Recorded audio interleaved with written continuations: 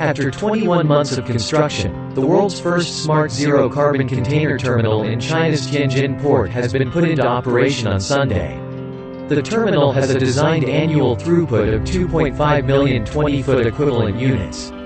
Based on AI technology, the terminal can automatically give the best loading and unloading plans and control each equipment, leading to 20% higher efficiency compared to traditional terminals. The terminal has also adopted intelligent horizontal transportation system equipped with sensors such as laser radars, cameras and millimeter wave radars. 那么每台车呢就会感知到周边到底有多少台车，每台车有什么样的任务，车互联每台车呢就知道这个在什么地方转弯多大的速度行驶，在什么地方减速这样的话可以完全实现这个水平运输的一个智能化的一个运输。